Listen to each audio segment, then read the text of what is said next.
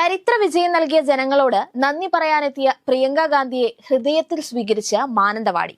കന്നി അംഗത്തിൽ തന്നെ ഉജ്ജ്വല വിജയം നൽകിയ വോട്ടർമാരോട് കൈകൂപ്പി നന്ദി പറഞ്ഞ പ്രിയങ്ക ഗാന്ധിയുടെ വാക്കുകൾ മാനന്തവാടിയിൽ ഒഴുകിയെത്തിയ ആയിരക്കണക്കിന് ജനങ്ങളാണ് നെഞ്ചേറ്റിയിരിക്കുന്നത്. വയനാട്ടിലെ ജനങ്ങളുടെ സ്നേഹത്തിനും പിന്തുണയ്ക്കും ജനപ്രതിനിധിയായി തെരഞ്ഞെടുത്തതിനും നന്ദി പറഞ്ഞായിരുന്നു പ്രിയങ്ക ഗാന്ധി പ്രസംഗം ആരംഭിച്ചത്. തെരഞ്ഞെടുപ്പിന് വേണ്ടി കഠിന പ്രയത്നം ചെയ്ത UDF പ്രവർത്തകർക്ക് നന്ദി. നിങ്ങളുടെ കഠിനാധ്വാനം ഇല്ലായിരുന്നുവെങ്കിൽ ഇത്രയും വലിയ ഭൂരിപക്ഷം സാധ്യമല്ലായിരുന്നു. തന്റെ ആദ്യ ഉദ്യമം മലയാളം പഠിക്കുക എന്നതാണ്. വയനാട്ടിലെ ജനങ്ങൾക്ക് വേണ്ടി പോരാടുക, അവരുടെ ജീവിതം മെച്ചപ്പെടുത്തുക എന്നത് തന്റെ ഉത്തരവാദിത്തമാണ്. നിങ്ങളുടെ സ്നേഹത്തെ പൂർണ്ണ ഉത്തരവാദിത്തത്തോടെ ഏറ്റെടുക്കുന്നു. ആദിവാസി സഹോദരങ്ങൾ നേരിടുന്ന വിദ്യാഭ്യാസ ആരോഗ്യ മേഖലയിലെ പ്രശ്നങ്ങൾ പരിഹരിക്കണം. വിളകൾക്ക് കൃത്യമായ വില ലഭിക്കാത്തത്, മനുഷ്യ വന്യജീവി സംഘർഷം എന്നിവ കാരണം കർഷകർ കഷ്ടപ്പെടുന്നു. വയനാട്ടിൽ ദുരന്തമുണ്ടായത് ഒരു ചെറിയ പ്രദേശത്ത് മാത്രമാണെന്ന് ലോകത്തോട് പറയണം. ഇവിടെ സുരക്ഷിതമാണെന്ന് ലോകത്തെ ബോധ്യപ്പെടുത്തണം. വയനാട് മെഡിക്കൽ കോളേജിന്റെ അടിസ്ഥാന സൗകര്യങ്ങൾ വികസിപ്പിക്കണം. വിനോദസഞ്ചാര മേഖല ശക്തിപ്പെടുത്തിയാൽ ഒരുപാട് തൊഴിലവസരങ്ങൾ സൃഷ്ടിക്കപ്പെടും. ജനങ്ങളുടെ ജീവിത നിലവാരം മെച്ചപ്പെടുത്താൻ കഴിയും. രാഷ്ട്രീയ ജീവിതത്തിൽ കണ്ടതിൽ വെച്ച് ഏറ്റവും വലിയ പ്രകൃതി ദുരന്തമാണ് വയനാട്ടിലേത്. തെരഞ്ഞെടുപ്പ് സമയത്ത് വയനാട് ദുരന്തത്തിൽ സർവ്വതും നഷ്ടപ്പെട്ട ഒരു കുട്ടിയെ പരിചയപ്പെട്ടു. മറ്റുള്ളവരെ സഹായിക്കുകയാണ് ഹോബി എന്ന് അവൻ എന്നോട് പറഞ്ഞു. വയനാടിനെ പാർലമെന്റിൽ പ്രതിനിധീകരിക്കുക എന്നത് ഏറ്റവും വലിയ ആദരവും ഭാഗ്യവുമാണെന്ന് അവന്റെ ഉത്തരം കേട്ടപ്പോൾ മനസ്സിലായി. വയനാട്ടിലെ ജനങ്ങൾ പുലർത്തുന്ന സ്നേഹം സവിശേഷമാണ്. രാജ്യത്തിന്റെ ആത്മാവിനും ഭരണഘടനയുടെ മൂല്യങ്ങൾ സംരക്ഷിക്കാനും ഓരോ പൗരനും മെച്ചപ്പെട്ട ഭാവി ഉണ്ടാക്കാനുള്ള അവകാശത്തിനും വേണ്ടിയാണ് നമ്മൾ പോരാടിക്കൊണ്ടിരിക്കുന്നത്.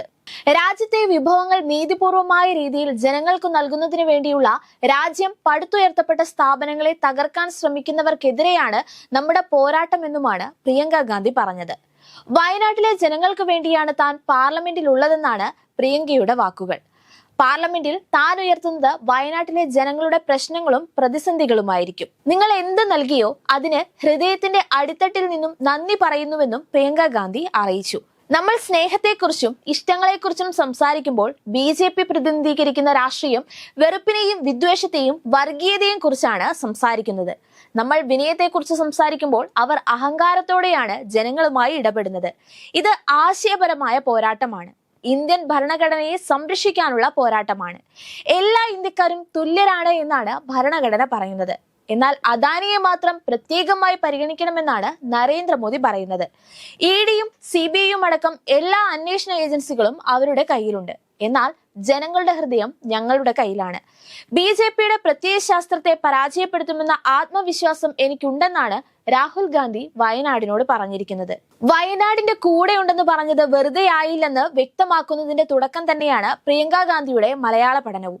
ഹിന്ദി, ഇംഗ്ലീഷ്, ഇറ്റാലിയൻ ഭാഷകൾക്ക് പുറമെ തമിഴും അറിയാവുന്ന പ്രിയങ്ക മലയാള പഠനവും ആരംഭിച്ചിരിക്കുന്നത് വയനാട്ടുകാർക്ക് വേണ്ടി മാത്രമാണ്. ജനങ്ങളിൽ ഒരാളായി പ്രവർത്തിക്കാനുള്ള മനസ്സുള്ളത് കൊണ്ട് മാത്രമായില്ലല്ലോ. ജനവികാരങ്ങൾ അതേ അർത്ഥത്തിൽ മനസ്സിലാക്കണമെങ്കിൽ ഭാഷ കൂടി അറിയണമെന്നത് പ്രധാനമല്ലേ? ആ ആവശ്യം മനസ്സിലാക്കിക്കൊണ്ട് തന്നെയാണ് അത്രയധികം ഭൂരിപക്ഷത്തോടെ ജയിപ്പിച്ച ജനങ്ങൾക്ക് വേണ്ടി പ്രിയങ്ക മലയാളം പഠിക്കുന്നത്.